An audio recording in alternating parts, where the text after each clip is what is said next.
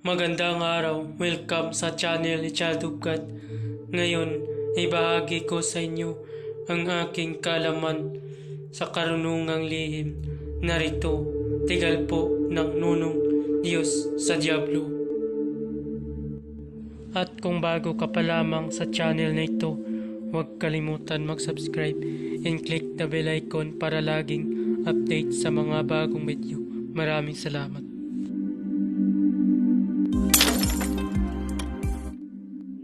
Pamilin, malin at pagkaingatan ng bawat ibinabahagi ko sa YouTube channel na ito. Ang kapangyarihan na kapaloob dito ay lubhang may waga.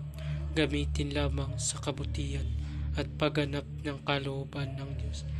Maging huwaran at laging isa puso't isip ang 7 layunin ng Diyos. Una, isabuhay ang 4 na gintong simulay makadiyos, makabayan at makatao, makakalikasan. Pangalawa, isagawa ang pag-ibig sa Diyos, pananampalataya at pag-asa sa pamamagitan ng yaga.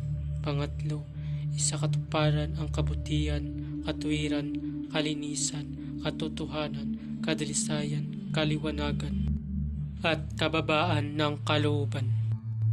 Pangapat, ipalaganap ang pagkakaisa, pagmamahalan, pagtutulong sa kapwa, pagmimisyon, paglilinis ng sarili at pagbabago na paunlad.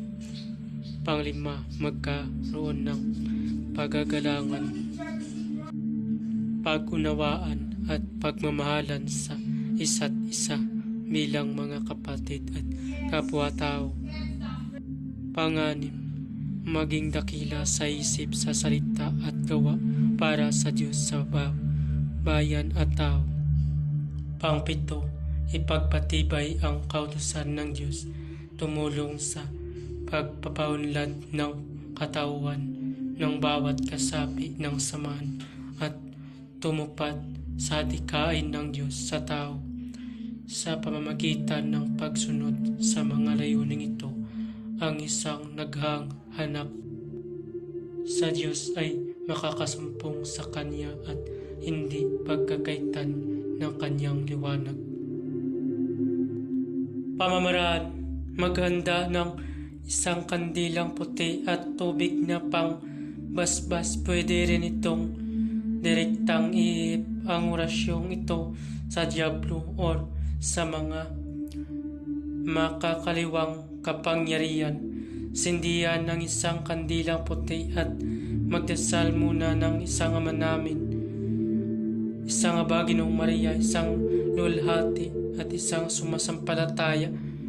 Saka nakaharap sa kandila at tubig na pangbasbas at isunod ang dasal na ito.